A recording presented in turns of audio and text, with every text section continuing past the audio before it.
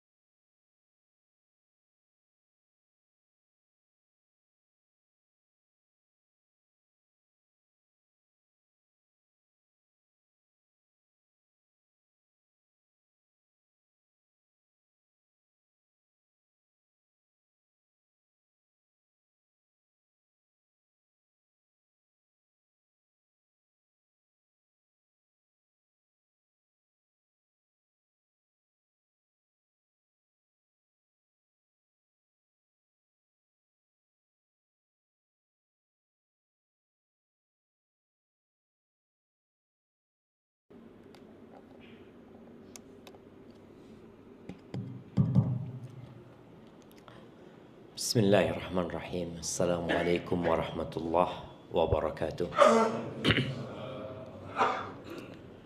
Alhamdulillah alladzi bi ni'matihi tatimmus shalihat, menjadi sempurna.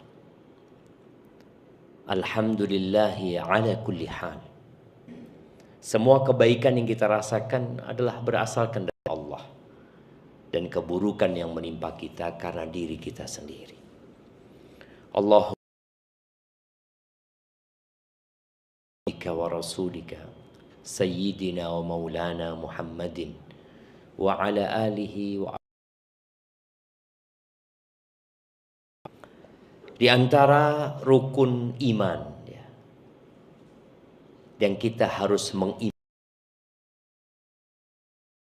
iman kita jadi berantakan ketika Jibril menjumpai Nabi alaihi salatu wasallam di Masjid Nabawi dalam rupa manusia yang tidak ada yang mengenalnya. Tapi yang mengherankan, orang ini tidak dikenal, tapi orang ini juga tidak kelihatan musafir. Bajunya putih, rambutnya hitam. Kalau musafir itu biasanya ya sudah, bajunya akan terkena debu, rambutnya akan kusut. Ini enggak kelihatan. Karena memang aku rajin belajar, karena aku menabung. Terus kalau musibah, takdir. Seharusnya apabila keimanan dia benar, dia beriman dengan takdir yang baik dan yang buruk. Dia sukses menjadi dokter umpamanya. Dia sukses menjadi pengusaha yang kaya raya. Itu juga takdir. Bukan karena usaha. Karena berapa banyak orang yang berusaha tapi gagal. Itu takdir. Ada orang usaha sukses. Itu juga takdir. Ahibati fillah. bila takdir tidak sesuai dengan pilihan kita. Karena memang kita nggak bisa milih takdir. Kita hanya bisa berusaha. Ada 8 perkara. Semua manusia niyatun tajri 'alan nasi kullihimu. Wala budda lil insani an yalqa thamaniyah. Sururun wa huznun wa ijtima'un wa furqatun wa usrun wa yusrun thumma suqmun wa afiyah. Jadi ingat, ada 8 perkara yang akan dilewati sama manusia dan semua manusia akan menghadapinya. Yang pertama apa? Sururun. Surur itu artinya kegembiraan. Ada yang belum pernah gembira dalam hidupnya? Kita sepakat, semua pernah merasakan kegembiraan. Yang kedua, wahuznun, sedih. Kesedihan. Siapa yang belum pernah sedih dalam hidupnya? Ana kasih hadiah. Sepakat kita ya. Kita pernah semua merasakan kegembiraan dan kesedihan. Yang ketiga, wajtima'un wa furqah, perkumpulan. Siapa yang tidak pernah kumpul sama teman-temannya, sama keluarganya? Semua pernah merasakan itu, SD, SMP, SMA. Setelah itu wa furqatun, perpisahan. Siapa yang tidak merasakan perpisahan? Semua merasakan. Sudah, kita sepakat dengan 4 hal. Taib, yang kelima mungkin nggak sepakat. Yang kelima, wa usrun wa yusrun, kesulitan. Siapa yang tidak pernah merasakan kesulitan dalam hidupnya? Baik dalam masalah pekerjaan, masalah belajar, masalah keluarga, tidak pernah merasakan kesulitan. Semua pernah merasakan itu. Wa yusrun, dan kemudahan. Siapa yang hidupnya sulit terus? Coba angkat tangan. Saya Ustaz, repot tuh uripe. Tidak ada. Semua pernah merasakan kesulitan dan kemudahan. Bahkan Allah sudah membuat keputusan, fa inna ma'al usri yusra. Inna ma'al usri yusra. Maka sesungguhnya bersama kesulitan ada kemudahan. Sesungguhnya bersama kesulitan ada kemudahan. 6. Sepakat semua pernah merasakan? Taib. Yang ketujuh, sukmun, sakit. Siapa yang dalam hidupnya tidak pernah sakit? Saya tidak pernah Ustaz. Sampai saat ini sehat terus. Semua pernah merasakan sakit. Sakit perut, sakit kepala, cantengan. Ono yang cantengan di sini. Ada dia merasakan sakit. Sakit gigi ya, sariawan, pokoknya semua pernah merasakan itu. Makanya kalau ada orang yang dia sakit kemudian melihat orang lain sehat, enggak, orang itu juga pernah merasakan sakit gitu loh. Jangan pernah berpikir aku tok sing loro iki. Wong ndak ono sing loro loh. Semua orang pernah merasakan sakit. Sampai Nabi kita Muhammad alaihi salatu wassalam sakit jemaah. Beliau sakit gitu loh.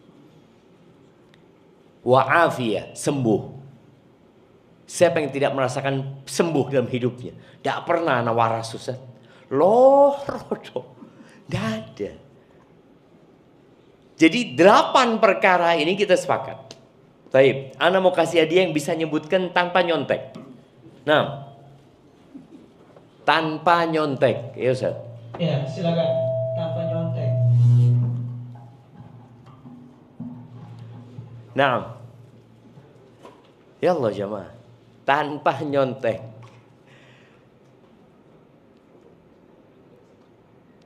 Delapan perkara yang kita akan menjumpai dan semua orang menjumpai 8 perkara itu. Nah, ya itu beliau mau nyoba. Bismillah. Yuk kasih mic-nya. Nah.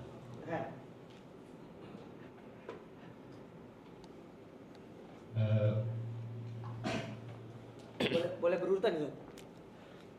Ini kan berlawanan kan? Lawanannya nggak apa-apa. nggak berurutan nggak apa-apa, tapi lawanannya harus berlawan karena gampang kalau mengambilkan lawanan. Kegembiraan, kesedihan. Oke. Perjumpaan, nah. Sakit. Habis perkumpulan apa lawannya perjumpaan? Perpisahan. Oke. Tadi. Sakit sembuh. Oke. Kesedihan. Oh, sudah kesedihan tadi kan. Kegembiraan lawannya kesedihan. Kesulitan dan kemudahan. Oh, Masya Allah, barakallahu fikum. Kasihkan hadiah kepada beliau. Masya Allah, barakallahu fikum. Bapak pernah merasakan itu? 8 perkara itu.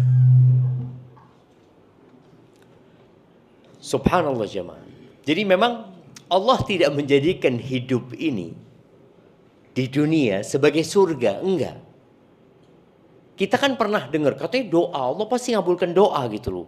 Ana nggak kepingin sakit Ustaz. Ana doanya minta afiah terus, afiah. Tapi ya loro pisan Ustaz. Terus gimana? Insya Allah semua tahu bahwasanya Allah tidak pernah ingkar janji. Innallaha la yukhliful mi'ad. Tapi bagaimana dengan orang yang minta anak ternyata nggak dikasih anak? Orang yang minta sehat ternyata sampai mati sakit. Nggak pernah sehat. Dia keluar dari rumah sakit jenazahnya. Padahal doanya minta sehat. Dan Allah berjanji dan Allah tidak pernah ingkar janji. Ada orang miskin yang tiap hari minta rizki Allahumma inni as'aluka rizqan thayyiban, rizki Allah, rizki sampai mati di rumah kontrakan. Gimana ceritanya? Siapa yang mau jawab? Bagaimana orang ini yang sudah berdoa tapi ternyata yang dia inginkan tidak dia dapatkan? Padahal Allah berjanji akan mengabulkan doa. Ud'uni astajib lakum. Siapa yang mau ngasih penjelasan? Ibu-ibu mungkin. Nah, ibu-ibu ada mic. Nah, tidak dikasih mic memang ibu-ibu. Silakan ibu-ibu, ada mic-nya enggak? Kasihkan ke ibu-ibu. Kalau nggak ada ibu, mic-nya.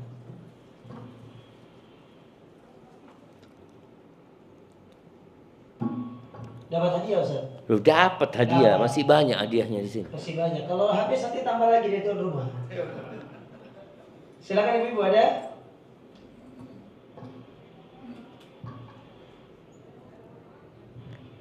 Nah, silahkan.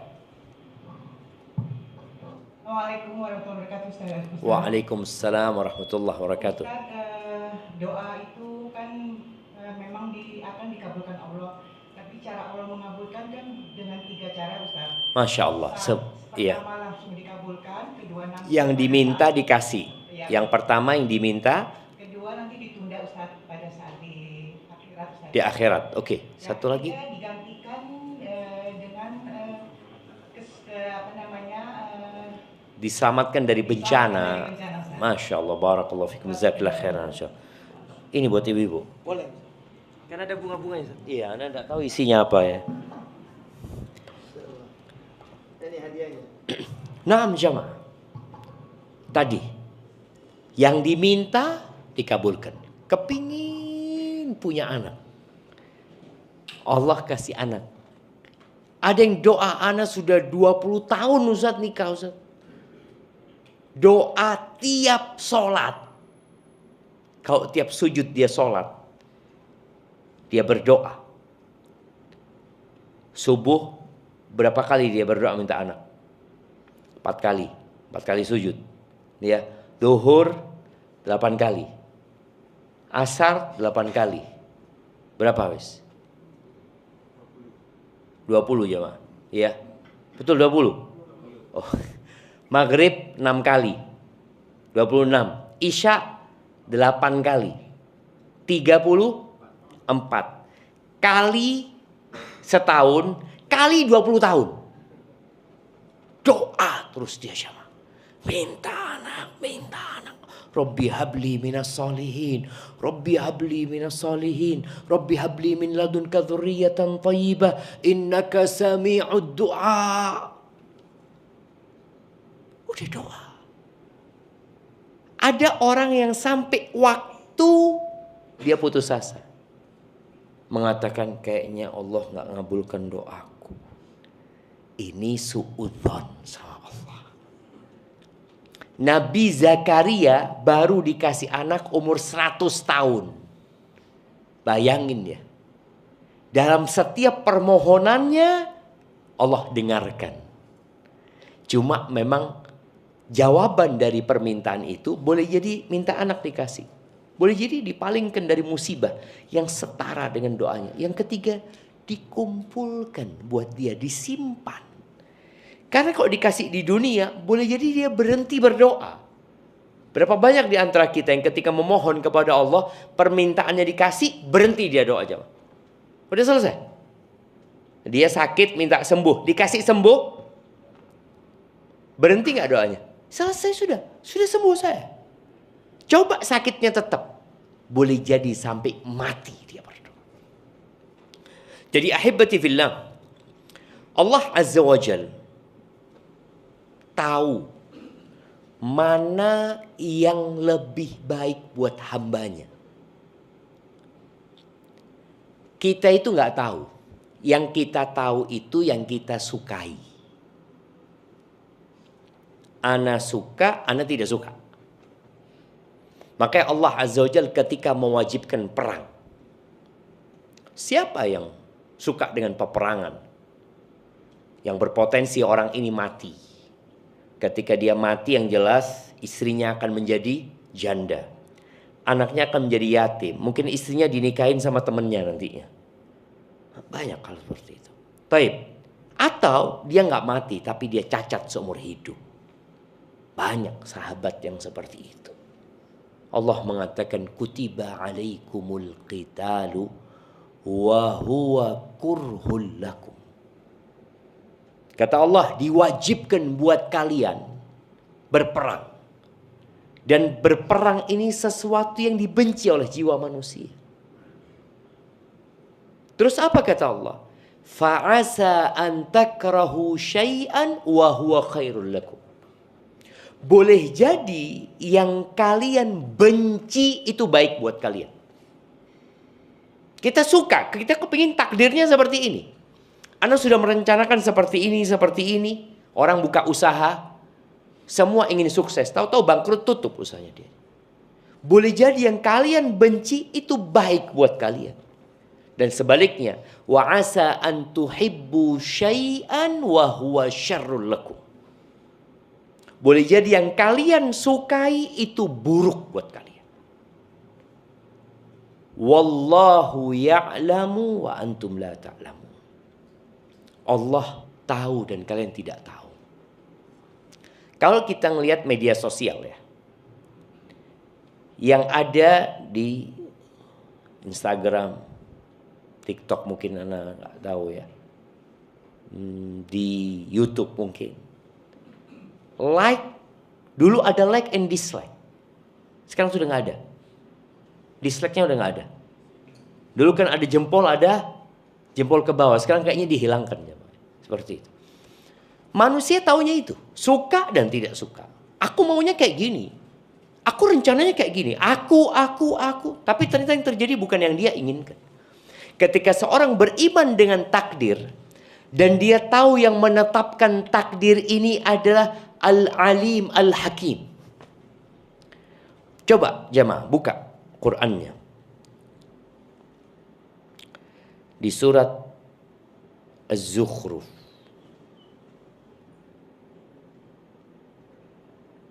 Enggak, salah, bukan Zuhruf. Surat Asy-Syura ayat 50. Nah, ayat 49 sampai 50. Supaya kita tahu kalau sesuatu yang terjadi tidak menyenangkan kita, tidak sesuai dengan yang kita harapkan, kita tetap berbaik sangka sama Allah. Di ayat 49 Allah mengatakan lillahi mulkus samawati wal ard. Milik Allah yang di langit dan di bumi. Makanya orang kalau kena musibah apa kata dia? Inna lillah wa inna ilaihi raji'un. Maka ajarkan kepada anak kita ya. Kalau dia terkena musibah, nah sebutkan ini. Nah. Dan suruh dia membaca artinya. Karena kadang-kadang suruh baca itu tapi dia nggak tahu apa maksudnya. Anak punya anak tadi habis sholat Jumat nangis-nangis. Ya. Karena layangannya rusak. Buat anak itu musibah besar.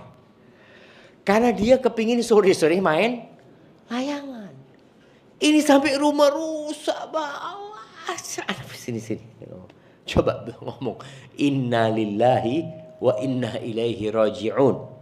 Dia mulai ngomong. Dia baca artinya. Allahumma ajurni fi musibati. Wa akhlif li khairan minha. Ya Allah, berikan aku pahala di musibahku. Dan berikan aku ganti yang lebih baik darinya. Supaya orang tahu kita ini milik Allah tuh. Layangan itu milik Allah. Mungkin buat sebagian orang tua, oh sih layangan 2.000 cuma harganya. Saya bisa belikan. Tapi buat anak enggak. Makanya kegembiraannya anak sama kegembiraannya orang tua. Lebih enak kegembiraannya anak. Anak-anak tuh dikasih duit 5.000. Dia tadi ngomong, Mbak minta duit 5.000 buat beli layangan. Berapa harganya? 2.000-an kata dia. Oke, bapak-bapak dikasih duit 2.000. Bersyukur. Tidak ada. Apa 5.000? Iya loh jemaah. Kita sudah tidak menganggap itu nikmat. Tapi dia menganggap itu nikmat jemaah. Jadi kegembiraan buat anak-anak itu sangat murah sekali. Sedangkan kita, sebagian kita dapat rizki 10 juta. Perak 10 juta. Loh, perak 10 juta. Iya biasanya 200 juta. Ya. Ketika Allah kasih kepada dia nikmat besar, akhirnya sulit dia mendapatkan kegembiraan. Jadi mahal, kegembiraan orang ini mahal. Tapi ingat tadi, milik Allah yang di langit dan di bumi. Yakhluqu ma yasha. Allah menciptakan apa yang Allah kehendaki. Bukan apa yang kita kehendaki. Lalu Allah katakan, yahabu liman yasha'u inathan.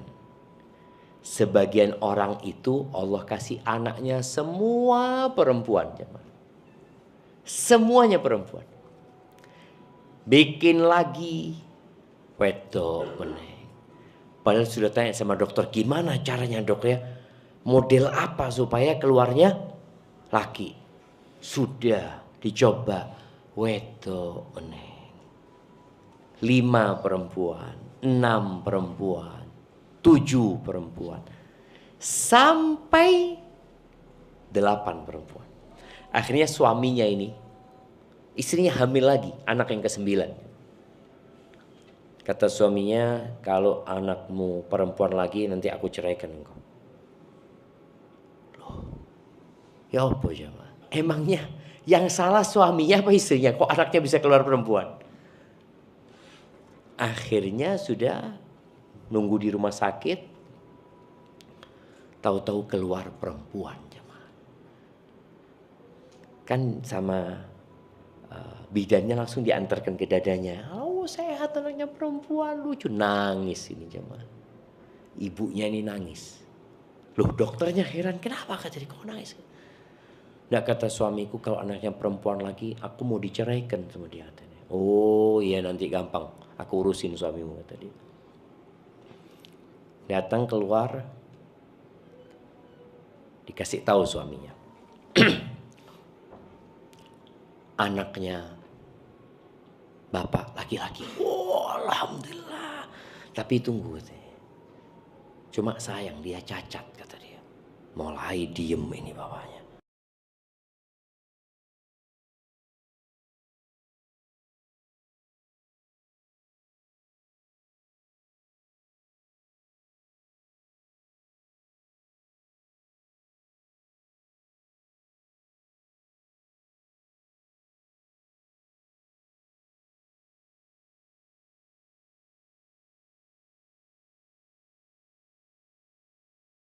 Itu tidak terjadi karena gelo. Padahal Allah kasih yang lebih baik buat dia. Maka Allah sebutkan wa yahabu liman yasha'u dzukur. Sebagian orang Allah kasih anak itu laki-laki semuanya. Sampai ibunya kesel. Tidak ada yang nulungi. Karena semua laki berantem terus anaknya. Au yuzawwijuhum dzukranan. wa inatha. Sebagian anaknya itu laki perempuan, berpasang-pasangan. Subhanallah, di akhir ayat Allah mengatakan wa yaj'alu may yasha'u aqima. Dan Allah menjadikan siapa yang Allah kehendaki mandul. Mandul coba. Siapa yang bikin mandul? Allah Azza wa Jalla. Loh kenapa Ustaz ya? Karena ada sebagian emak-emak protes, Ustaz, gimana Ustaz kata dia? Allah itu nggak adil kata dia. Loh kok bisa nggak adil kata dia? Iya, ana nggak punya anak, dia punya anak. Berarti dia kan nanti akan ada yang melanjutkan mendoakan dia Ustaz kalau mati. Ana siapa yang mendoakan? Subhanallah jemaah. Pintu-pintu kebaikan itu banyak sekali.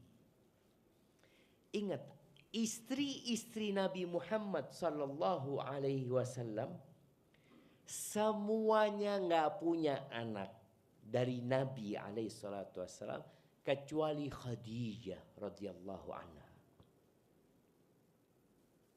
Ada budak Maria punya anak tapi meninggal dunia. Aisyah nggak punya anak. Hafsah nggak punya anak. Aisyah ini anaknya Abu Bakar. Hafsah ini anaknya Umar. Bapaknya itu orang soleh semua jemaah. Dijamin masuk surga. Nggak punya anak. Kemudian Zainab bintu Jahash nggak punya anak. Kemudian Ramlah anaknya Abu Sufyan nggak punya anak ya. Maimunah bintul Harith nggak punya anak. Sofia ini semua istrinya Nabi. Yang mungkin orang berpikir ya Nabi seharusnya minta langsung dikasih sama Allah Azza wa Jalla. Allah nggak ingkar janji. Artinya doanya pasti dikabulkan. Cuma jawaban dari doa tadi sudah kita bahas. 1 dari 3 hal. Allah tutup ayat ini. Innahu alimun qadir. Sesungguhnya dia Allah Azza wa Jalla maha mengetahui dan maha kuasa gitu loh. Makanya kenapa kita yang ada di ruang ini beda-beda, cuma rizkinya beda, wajahnya beda, ujiannya beda. Ada yang fulan diuji di urusan ekonomi. Ada yang diuji di fisiknya. Di fisiknya. Ada orang yang sampai umur 80 tahun sehat. Kemarin anak ketemu dengan seorang cerita, anak punya ibu Ustaz umur 93 Ustaz. 93 umur ibu anak Ustaz. Apa 96 lupa ya. Baca Quran gak pakai kacamata Ustaz. Masih jalan beraktivitas Ustaz. Oh iya, nah sorry, ketemu di Bogor kemarin. Anaknya umur 70 tahun, 70 sekian, sudah sakit-sakitan. Ujiannya beda-beda. Allah tahu kenapa ujian ini diberikan kepada orang tersebut. Ahibati fillah. Dan bagi orang yang bersabar, jadi sikap kita menghadapi sesuatu yang tidak kita inginkan, itu ada 4 sikapnya. Yang satu dosa, yang satu wajib, ya. Ingat jemaah, 4 menyikapi sesuatu yang tidak kita sukai. Yang nomor 1 itu dosa. Yang nomor 2 itu wajib. Yang nomor 3, ya ada yang mengatakan wajib, ada yang mengatakan keutamaan ya. Yang nomor 4 itu kemuliaan dan fadilah. Siapa yang mau nyebutkan? 1, 2, 3, 4. Nah, fadhal jamaah. Belum pernah kena musibah. 8 hal itu sudah kita jumpain semuanya jamaah. Tinggal bagaimana untuk menyikapi 8 perkara tadi yang disebutkan di awal. Dapat hadiah Ustaz. Masih banyak Ustaz. Masih banyak. Nah. Ibu-ibu mungkin mau coba? Ada dari ibu? Ada? Iya. Ada Bu? Oh ada. Ada. Ibu-ibunya pintar-pintar semua. Oh iya. Masya Allah. Ini Bu. Soalnya muridnya Ustadz siapa dulu? Masya Allah. Iya kan? Muridnya siapa? Siapa dulu gurunya gitu kan. Nah bapak-bapak kan enggak ngaji sama beliau kan. Ibu-ibunya yang ngaji. Ya Ustaz. Bapak-bapaknya sepinter kabeh Ustaz. Iya, semua. Nah.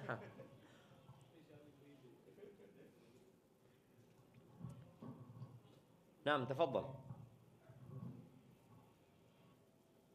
Yang pertama marah, Yang pertama marah itu yang dosa.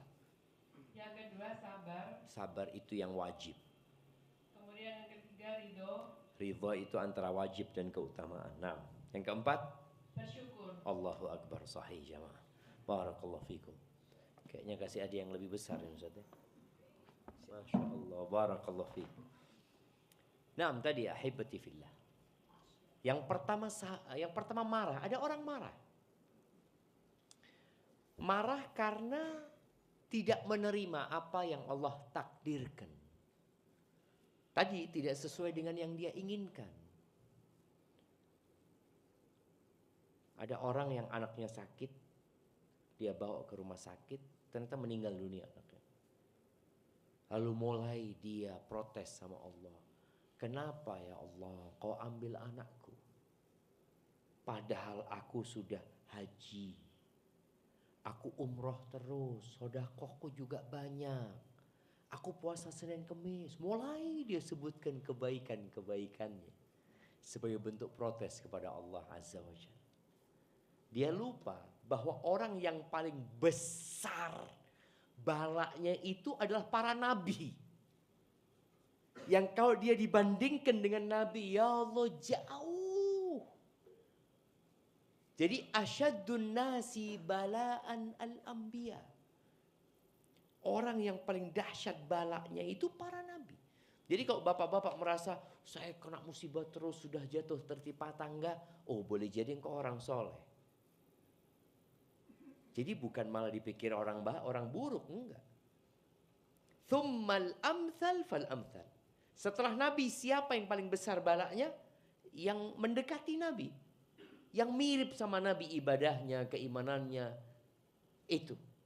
Kata Nabi SAW, yubtala rajulu ala hasabi dinihi.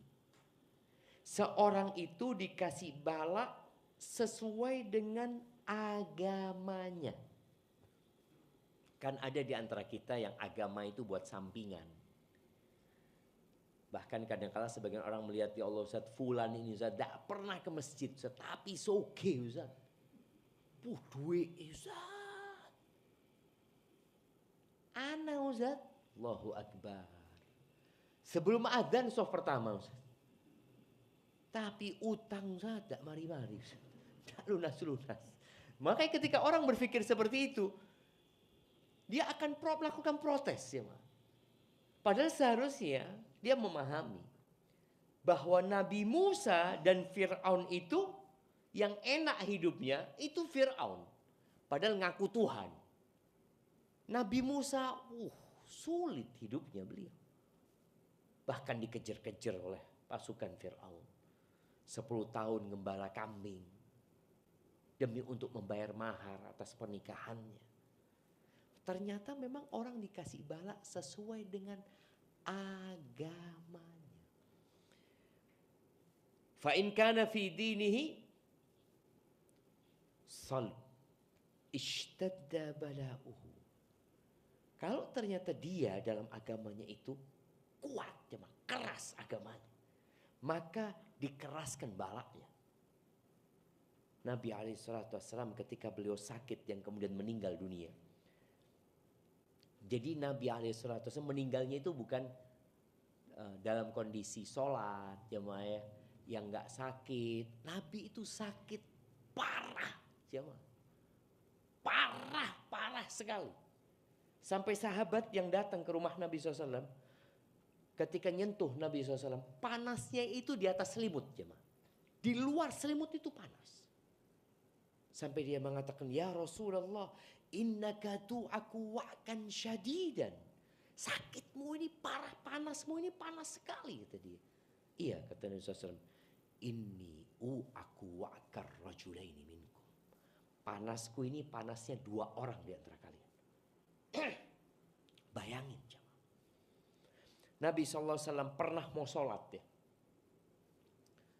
Ketika beliau sudah masuk waktu Isya, beliau tanya, orang-orang sudah belum ya Rasulullah?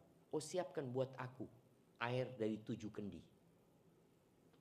Dimasukkan ke Nabi, duduk di tempat kayak sekarang mungkin bathtub ya. Tempat untuk merendam pakaian. Beliau duduk disiramin jemaah. Sama istri-istrinya. Sampai seger jemaah. Beliau bangun jemaah, mau sholat, pingsan jemaah. Kemudian beliau siuman lagi. As-shallan nas, belum kata dia. Belum sholat, nunggu engkau ya Rasulullah. Kemudian disiramin lagi Nabi SAW. Terakhir Nabi mengatakan, Muru Abu Bakar farli bina. Suruh Abu Bakar jadi imam sudah. Beliau sholat di rumahnya.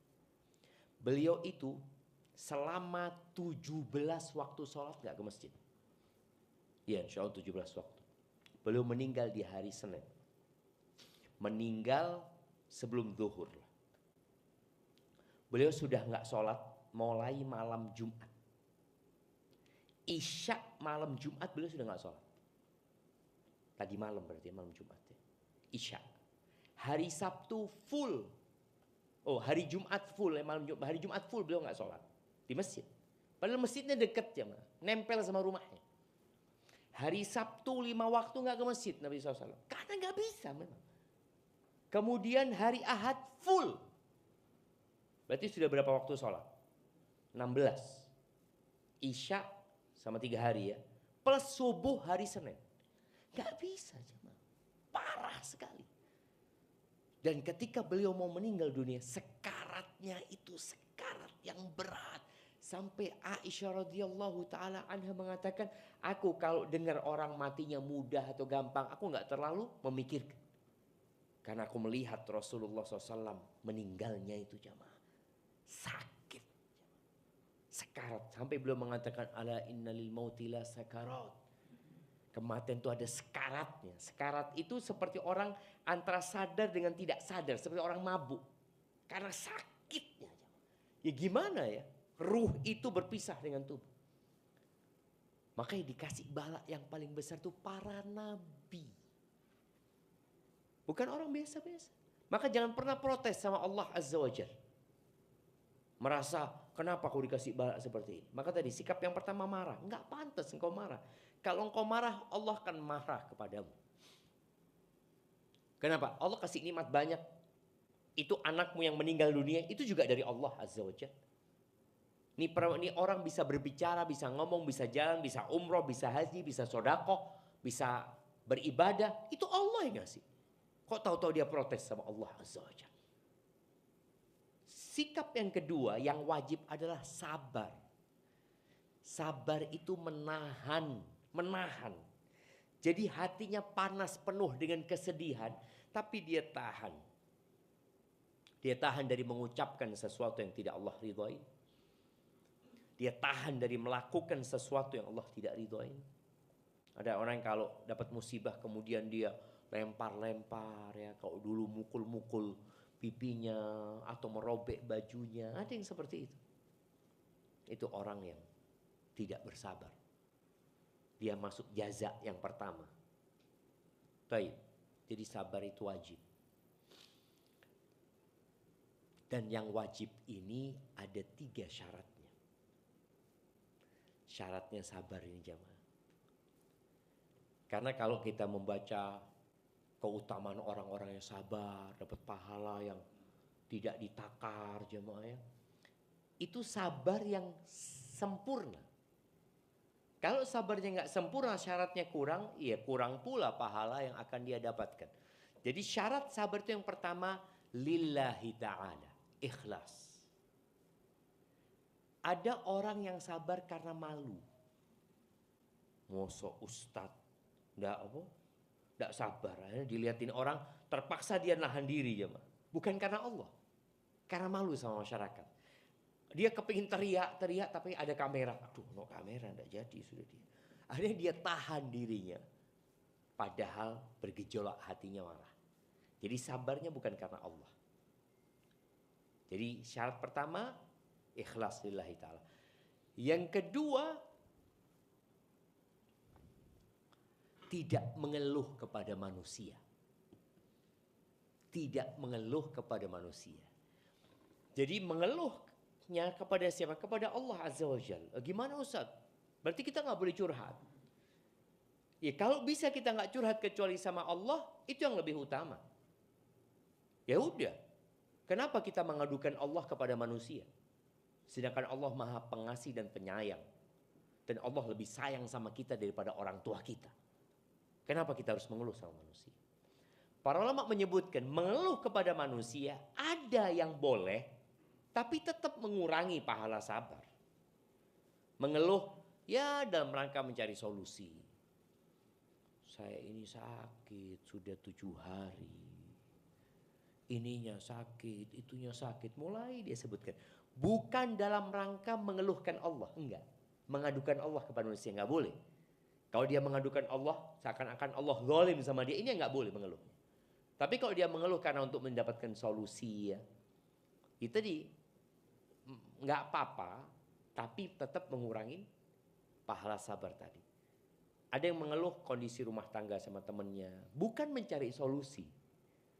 Cuma sekedar ingin melampiaskan, bukan melampiaskan, mencurahkan isi hatinya. Karena ada seorang perempuan yang dia ngomong sama anak gini. Dia ngomong, anak ini Ustaz, bukan cari solusi Ustaz, kata dia. Cuma ingin mengeluarkan isi hati anak. Karena tahu Ustaz akan mengatakan sabar. Dia tahu, dia sudah tahu, alhamdulillah sudah pinter gitu kan. Cuma dia ingin mengeluarkan. Tadi kita bicara sabar. Sabar yang sempurna itu, yang lillahi ta'ala, itu mau tidak mau. Yang kedua, dia tidak mengadu kepada manusia. Tapi kalau dia pun mengadu dalam rangka mencurahkan isi hatinya, ya akan mengurangi pahala sabarnya. Tapi kalau dia ingin cari solusi, ya semoga Allah kasih solusi. Karena sejatinya yang bisa menyelesaikan hanya Allah Azza wa Jalla. Tapi yang ketiga, sabar, syarat sabar yang mendapatkan pahala sempurna ini adalah sabar inda sadmatil ula. Sabar ketika hempasan pertama. Pada waktu kejadian. Ada yang sabarnya setelah 3 hari. Iya yo. Pancene kudu sabar. Loh, wis pirang dino, wis 3 dino. Ada yang seperti itu jemaah. Jadi dengan berjalannya waktu dia mulai menerima keadaan. Tapi di hari pertama enggak dia. Masih dia marah-marah. Masih dia. Maka yang seperti ini enggak sempurna pahala buat dia. Jadi 3 syarat sabar yang kalau terpenuhi kita akan mendapatkan wabasyiris sabirin. Berikan kabar gembira kepada orang-orang yang sabar. Itu sabar. Nahan ya. Belum. Setelah yang sabar ada tingkatan di atasnya yang namanya ridho. Jadi kalau sabar itu hatinya masih panas ya. Kalau ridho sudah dingin dia. Dia nerima sudah. Itu yang namanya ridho. Dengan takdir Allah Azza wa Jal. Ada perbedaan di antara para ulama apakah ridho itu wajib atau hanya keutamaan. Sebagian mengatakan wajib. Ridho. Tapi sebagian yang wajib itu sabar. Baik, yang terakhir yang paling puncaknya itu syukur jemaah. Gimana orang takdirnya tidak sesuai dengan keinginan dia dan dia bersyukur. Ini tingkatan yang tinggi sekali. Karena dia berbaik sangka sama Allah, pasti ada hikmahnya. Kalau yang aku pinta dikasih sama Allah, itu kan permintaanku. Tapi kalau sama Allah diganti, pasti lebih baik gantinya. Karena Allah lebih tahu mana yang lebih manfaat buat diriku. Jadi ingat, orang itu diuji sesuai dengan tingkat keimanannya. Maka tadi ketika imannya kuat, agamanya bagus, Allah tambahkan balanya. Tapi ketika imannya lemah, ya Allah sesuaikan dengan dirinya. Allah itu tahu. Terus kata Nabi SAW, "Fama yabrahul bala'u bil 'abdi hatta yatrukahu yamshi 'alal ardi wa ma 'alaihi khatiyah." Ada orang yang Allah kasih bala, yang balanya nempel sama dia. Jadi balaknya itu ya sudah, dia mau dikasih sakit, ya udah sakit sampai mati. Ada yang miskin sampai mati. Itu dia sebutkan, ada orang, ya Allah Ustaz, anak ini tiap bulan mikir untuk bayar kontrakan. Ada aja. Sampai meninggal dia di rumah kontrakan. Gitu. Terus balaknya dibawa mati. Ini balak ternyata Allah berikan kepada dia sebagai tanda cinta Allah kepada dirinya. Sehingga orang ini jalan di muka bumi gak punya dosa. Gak ono tusoni. Namun kadangkala orang itu gak sabar. Jadi ada orang yang ketika contoh nih, ada orang mungkin dikasih sakit stroke. Karena ibu Ana stroke ya. Ana jadi tahu. Jadi orang ketika stroke itu emosinya labil. Mudah marah mungkin. Seperti itu. Tapi dengan berjalannya waktu akhirnya dia bisa lebih bersabar menerima keadaan yang ada. Tapi tadi mungkin dengan berjalannya waktu. Sampai meninggal. Dan boleh jadi memang Allah kasih bala ini untuk menghapuskan semua dosa-dosa dia. Ahibati fillah. Ada seorang yang datang kepada Nabi SAW. Dia ketika datang selalu bawa anak laki-lakinya. Bawa putranya. Nabi pernah tanya sama dia. Atuhibbuhu, engkau cinta sama anakmu ini? Apa kata orang ini? Ya Rasulullah, ahabbakallah kama uhibbu. Kata orang ini, semoga Allah mencintaimu sebagaimana aku mencintai putraku ini. Kayaknya ini putranya satu-satunya. Ya biasa ya orang tua kalau punya anak laki satu, ya Allah, masih kecil lagi ya. Setelah berapa waktu, Nabi gak kelihatan sama orang itu lagi bawa anaknya. Nabi tanya alaihi salatu wassalam, ma fa'ala ibnu fulan, anaknya fulan kemana? Kata para sahabat, ya Rasulullah, meninggal dunia anaknya. Bayangin jangan. Maka Nabi berkata kepada bapaknya, ama tuhibbu an la ta'tiya baban min abwabil jannah illa wajadtahu yantadhiruka. Engkau mau enggak? Engkau suka enggak? Nanti pada hari kiamat, ketika engkau mendatangi pintu-pintu surga, engkau akan ketemu anakmu nunggu engkau di sana. Subhanallah syama. Maka ada seorang yang berkata kepada Nabi SAW, ya Rasulullah, alahu khasa amlikullina. Apakah fadilah ini hanya untuk dia atau buat semua kita, kata dia. Faqala Rasulullah SAW, bali kullikum. Itu untuk semua kalian, kata dia. Bayangin jemaah. Dan hadis ini sahih oleh Syekh Albani rahimahullahu taala. Jadi artinya tatkala takdir tidak sesuai dengan yang kita inginkan, kita harus melihat panjang dunia ini akan kita tinggalkan. Sedangkan pahala sabar itu akan terus kita dapatkan sampai hari kiamat. Maka hendaklah kita lebih berbaik sangka sama Allah Azza wa Jal. Takdir itu sudah ditulis. Tugas kita berusaha. Tatkala takdir itu baik maka bersyukurlah. Dan tatkala takdir itu tidak sesuai dengan yang kita inginkan, bersabarlah. Kalau enggak kuat, lihatlah ternyata ada orang-orang yang lebih parah hidupnya daripada kita. Banyak jemaah. Tapi kadangkala kita membandingkan diri kita dengan yang lebih enak, lupa untuk melihat kepada yang di bawah, sehingga kita hidup menderita. Barakallahu fiik, itu mungkin materi yang dapat Anda sampaikan. Mungkin kita masuk ke sesi tanya jawab. Anda kembalikan ke Ustaz Ana. Ya pakai punya Anda biar itu pegang. Oh gitu. Sudah.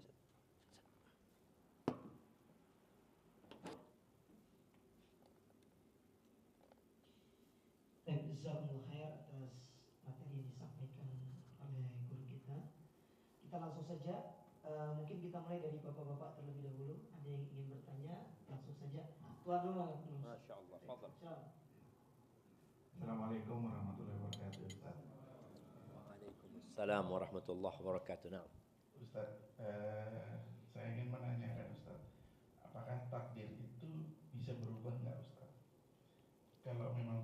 berubah, dalilnya itu ada di mana ya Ustaz? Itu yang pertama Ustaz. Yang kedua Ustaz, Nah. mungkin ada nggak ya Ustaz amalan-amalan atau ibadah-ibadah yang merubah takdir itu Ustaz? Yang artinya amalan-amalan kan biasanya kan ada dengan sedekah atau dengan sholat malam atau sholat duha atau sholat apa yang dapat merubah dari takdir itu sendiri Ustaz. Masya Allah. Terima kasih Ustaz. Siap. Assalamualaikum warahmatullahi wabarakatuh. Waalaikumsalam warahmatullahi wabarakatuh. Ya, pertanyaan yang menarik ya.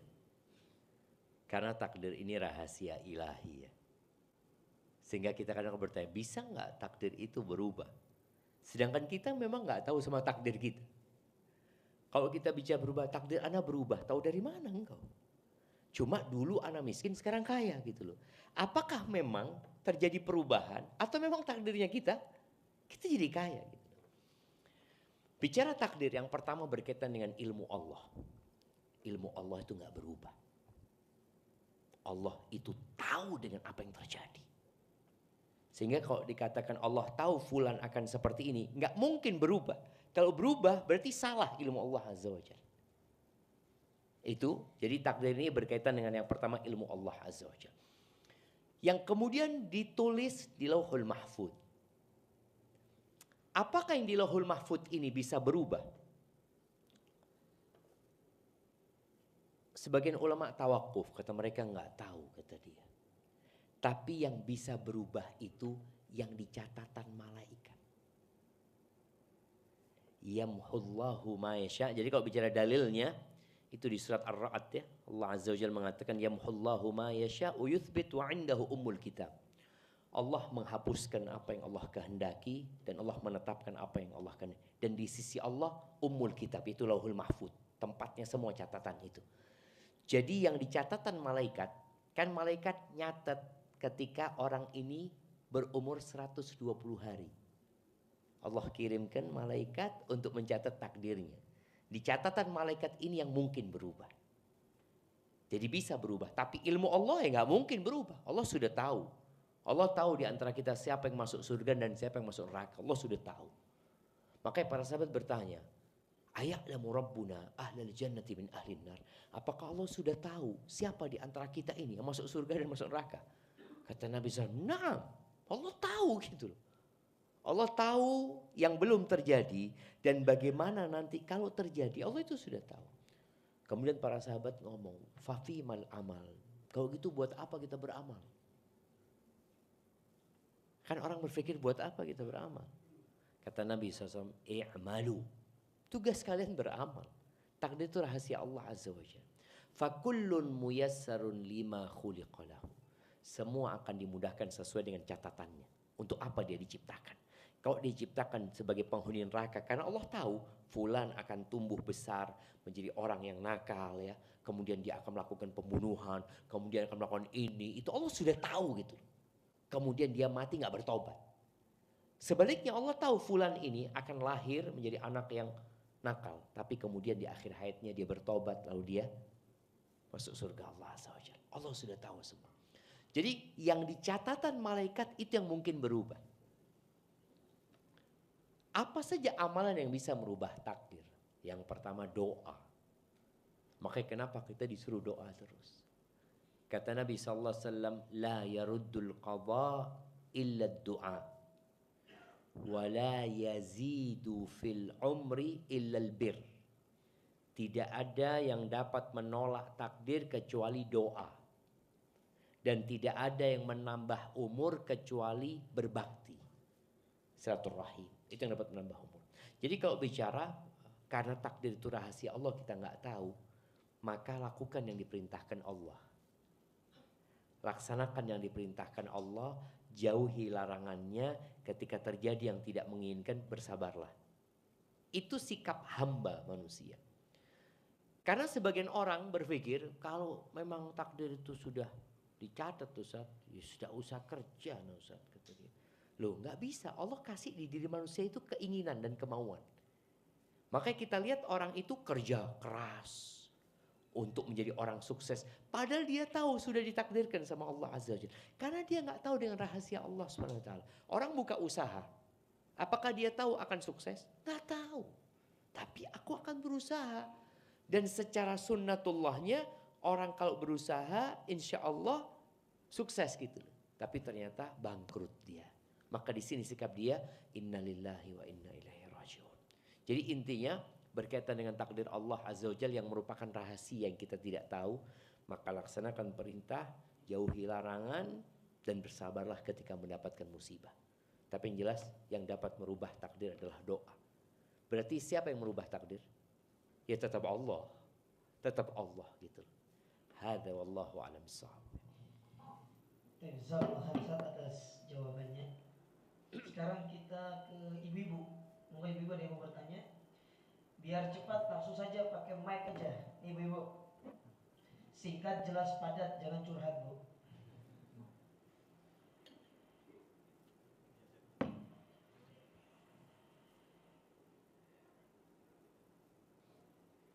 Assalamualaikum warahmatullahi wabarakatuh. Waalaikumsalam warahmatullahi wabarakatuh. Terima kasih atas kesempatannya. Ustaz, saya mau tanya, kebetulan saya ini kan dokter opjin ya. Jadi pada saat saya itu selalu mengedukasi kepada pasien itu kan saya akan mengatakan bahwa yang menentukan apakah perjalanan kehidupan kita ini lancar, kehamilannya, persalinannya, anaknya soleh-soleh atau enggak itu kan takdir Allah. Makanya saya selalu minta sebelum 120 hari itu waktu yang paling afdol untuk kita itu minta terus sama Allah supaya ditulis takdir yang baik-baik untuk anak kita. Yang saya kerjakan ini sudah betul atau belum ya Ustaz? Terima kasih. Masya Assalamualaikum Allah. warahmatullahi wabarakatuh. Waalaikumsalam warahmatullahi wabarakatuh. Alhamdulillah jemaah kita ini bahagia ya kalau ketemu dokter-dokter yang sudah ngaji ya. Yang dia bukan hanya mengobatin pasien tapi dia juga berusaha mengedukasi pasiennya. Karena ada satu dokter yang sohib kita dulu ya di Jakarta rahimahullahu ta'ala, Dr. Amrullah Siregar itu.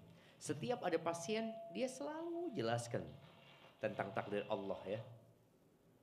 Tentang bagaimana seorang hidup di muka bumi ini. Sampai pasiennya itu ngomong, "Dok, saya ini ke dokter bukan ke ustadz." Karena dokter ini ingin menanamkan di diri pasien ini, engkau itu nggak akan sembuh kalau Allah tidak menyembuhkanmu. Mic-nya mungkin dimatikan dulu Ibu. Iya, mic-nya dimatikan dulu ya. Iya, jadi yang dilakukan oleh dokter tadi, saya rasa sudah baik ya. Hanya saja jangan berpikir doanya itu sebelum 120 hari. Artinya kalau sudah 120 hari, sudah iso, enggak. Jangan. Artinya tetap, karena nggak ada yang bisa merubah takdir kecuali doa. Artinya doa ini sepanjang hidup. Anaknya sudah lahir, anaknya sudah besar. Apa kemudian kita berhenti doa? Sudah wis. Tidak doa lagi sudah. Tetap berdoa. Berapa banyak anak ya yang subhanallah mungkin buat orang tuanya anaknya durhaka. Tapi ternyata di akhir hayatnya anaknya itu jadi anak yang berbakti. Karena ada orang yang mengatakan koyo takdiri panjeni durhaka ini. Kemudian dia berhenti berdoa. Jangan. Artinya ajarkan kepada ibu-ibu tadi untuk terus berdoa memohon kepada Allah Azza wa Jal. Dan berbaik sangka kepada Allah. Karena juga boleh jadi ada anak yang umurnya hanya 1 hari.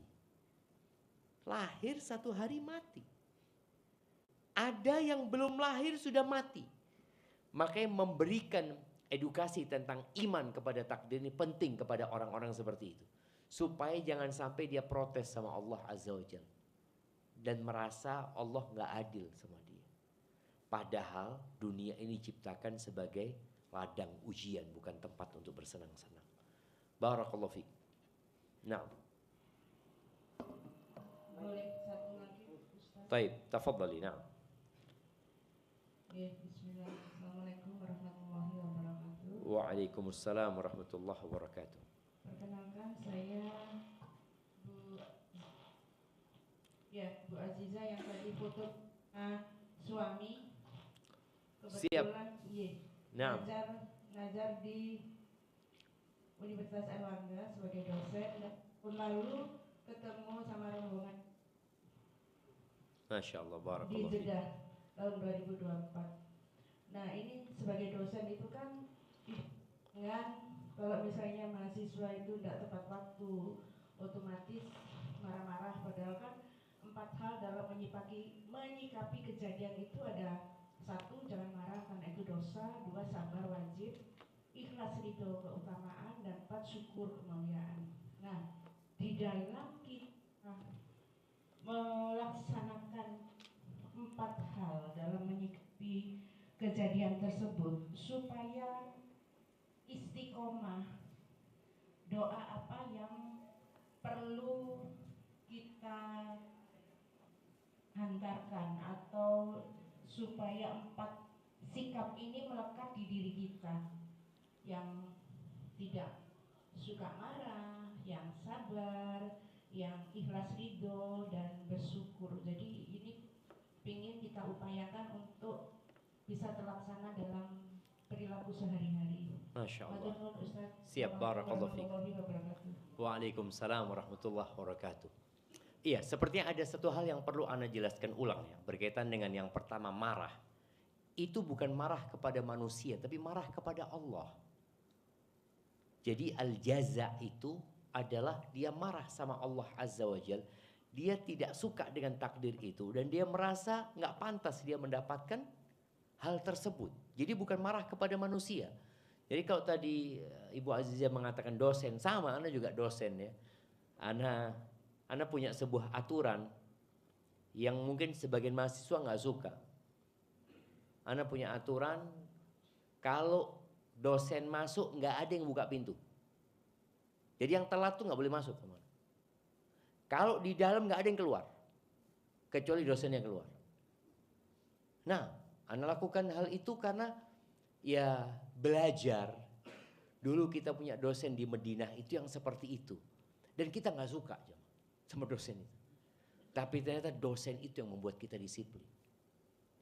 Dosen yang baik-baik membuat kita nggak jadi baik. Ada dosen yang kita 15 menit masuk masih boleh masuk ya. Kemudian di tengah-tengah kita izin keluar nggak balik lagi boleh gitu ya. Itu ternyata membuat kita malah mengentengkan jemaah. Dan akhirnya itu yang Anda praktekkan. Pokoknya telat mahasiswa datang Anda ngomong sholat duha di masjid. Ada yang mahasiswanya nggak paham, sholat duha terus balik lagi. Ada ngomong antum sholat duha sampai pelajaran selesai. Dan mungkin itu lebih baik buat antum daripada antum di kelas. Soalnya ketika dia datang telat membuat suasana di kelas akhirnya ya pecah lagi anak-anak. Dia ngelewatin yang lainnya, ini itu. Jadi yang dimaksud dengan marah tadi adalah marah kepada Allah Azza wa Jalla. Marah karena yang kita inginkan kita tidak dapatkan. Adapun kita marah kepada manusia, marah kepada anak kita, marah kepada anak didik kita, itu ada yang boleh dan ada yang tidak boleh. Jadi kalau marah dalam rangka mendidik, Nabi SAW kadang kala marah sama sahabatnya. Tapi marah bukan untuk dirinya. Pernah ada sahabat pakai cincin dari emas. Dicabut sama Nabi, dilemparkan. Ya'midu ahadukum ila jamratin minan nar. Ada di antara kalian yang sengaja ambil bara api neraka diletakkan di tangannya. Dibuang sama Nabi SAW. Jadi ada kondisi marah yang di tempatnya. Yang gak boleh adalah marah yang tidak di tempatnya. Marah karena Allah diperbolehkan, tapi kalau marah ya karena untuk melampiaskan emosi saja, tidak ada tujuan untuk mendidik, juga bukan karena agama Allah yang dilecehkan, maka adalah seorang menahan emosinya. Kemudian kepada pertanyaan Ibu Azizah tadi, bagaimana cara kita supaya kita bisa melakukan 3 hal ya, bukan 4 hal. Karena yang pertama ini haram ya. Bagaimana kita bisa bersabar, terus bagaimana kita bisa naik ya, menjadi orang yang ridha, kemudian bagaimana kita bisa bersyukur. Kalau bicara doa, karena doa ini memang jalan pintas untuk mendapatkan apa yang kita inginkan, maka bacalah doa yang diajarkan Nabi SAW. Beliau berdoa mengatakan, Allahumma hdini li ahsanil akhlaq. la yahdi li ahsaniha illa anta. Ya Allah, berikan petunjuk kepadaku kepada akhlak yang paling baik, sikap yang paling baik, ya, karakter yang paling mulia. Nggak ada yang bisa menunjukkan ke sana kecuali Engkau ya Allah. Wasrif anni sayyi'al akhlak, dan palingkan dari aku karakter-karakter yang buruk, sikap-sikap yang jelek. La yasrifu anni sayyi'aha illa anta. Nggak ada yang bisa memalingkan aku dari akhlak buruk kecuali Engkau. Itu kalau bicara doa. Kemudian kalau bicara usaha, usaha itu harus ada perjuangan dari kita. Karena Nabi SAW mengatakan, waman yatasabbar yusabbirhullah. Barang siapa yang berusaha untuk sabar, Allah akan jadikan dia orang penyabar. Jadi ada orang yang mungkin awalnya nggak penyabar, sedikit-sedikit marah ya. Ada orang seperti itu. Tapi karena dia berusaha, lama-kelamaan jadi penyabar. Jadi ada olahraganya, ada latihannya. Latihan untuk bersabar. Salah satu latihan bersabar itu melihat bahwasanya ternyata nikmat Allah masih banyak gitu loh. Mamanya dia mengatakan, wah Allah, pabrik anak kebakaran. Tapi alhamdulillah tangan anak nggak kebakaran. Dia berusaha untuk menyabarkan dirinya dengan hal itu. Alhamdulillah mata anak masih ada. Ya. Jadi orang yang berusaha untuk menyabarkan dirinya, terakhir Allah jadikan dia orang penyabar. Tapi ada usaha. Jadi kalau doa mungkin salah satunya tadi doa yang biasa dibaca Nabi SAW. Kemudian kita berusaha untuk meniru gayanya orang-orang yang sabar. Apa sih yang mereka lakukan. Kemudian melihat ke bawah, tidak melihat ke atas. Insya Allah akan membuat kita bisa naik menjadi ridha. Kemudian naik menjadi bersyukur ketika kita melihat ternyata pahala dari musibah ini lebih baik daripada kalau aku gak kena musibah. Jadi mungkin dengan cara itu dia bisa lebih menjadi orang yang naik ke tingkatan ridha dan bersyukur atas takdir Allah Azza wa Jalla. Hadza wallahu a'lam bissawab. Semoga jawaban Ustadz bisa dipahami insyaallah. Tapi mungkin ada berapa lagi kesempatan? Oh, Bapak-bapak mungkin ada yang mau bertanya? Tidak ada? Ibu-ibu lagi? Wes, terakhir ibu-ibu, satu lagi. Silakan Bu. Kalau bagus pertanyaannya dikasih hadiah. Masih tiga. Nanti setelah itu antum yang tanya Ustaz. Silakan ibu-ibu.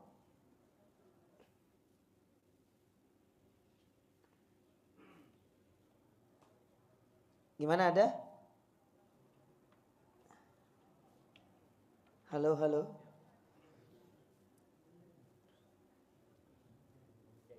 Sepertinya sudah tidak ada pertanyaan. Mungkin giliran antum yang bertanya Ustaz. Fadhal Ustaz.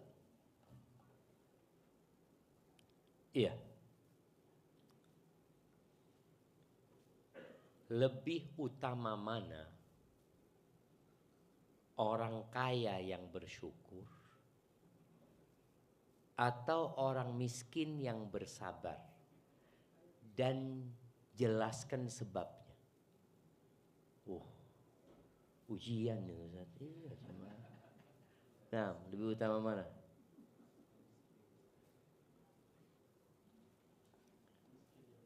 Iya, yang mau jawab angkat tangan. Kasih mic. Ibu-ibu aja yang jawab sudah. Nah, silakan.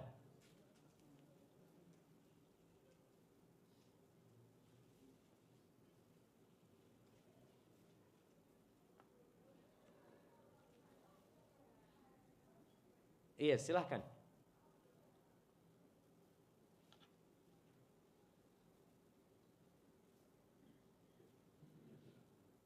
Assalamualaikum Ustaz. Waalaikumsalam warahmatullahi wabarakatuh. Lebih utama yang miskin dan bersabar.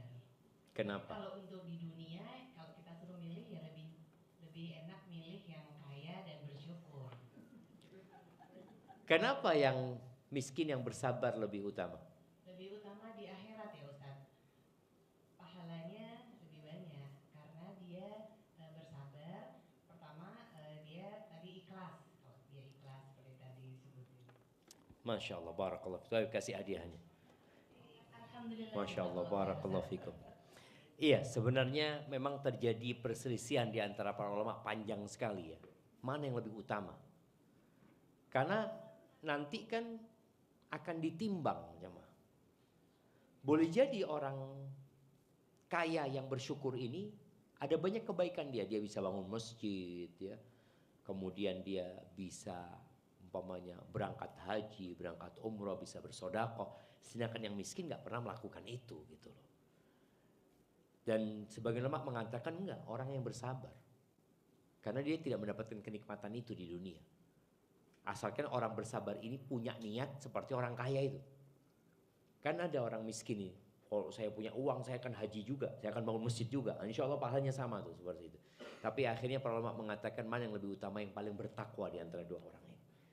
Yang paling bertakwa di antara dua orang ini. Taib. Pertanyaan selanjutnya karena masih ada hadiah. Manusia itu hanya tahu yang dia suka dan yang dia tidak suka. Padahal belum tentu yang dia sukai itu baik buat dia. Sebutkan dalilnya. Bapak-bapak, ini dia. Nah,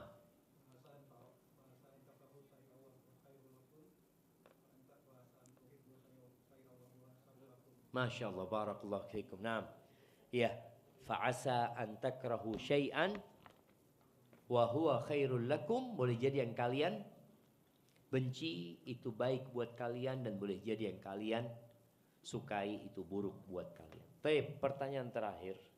Nah, buat ibu-ibu kayaknya, sebutkan 9 istri Nabi Muhammad SAW.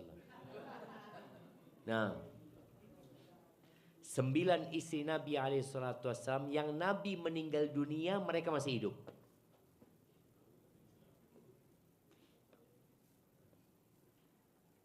Nah,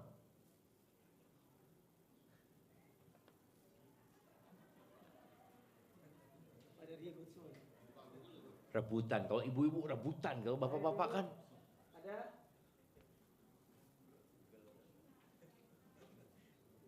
ambil mic-nya. 9 ya, kalau kurang nggak masuk, nggak dapat hadiah. 9 ya Ustaz. Siap. Ibunda Khadijah. Nggak masuk Khadijah.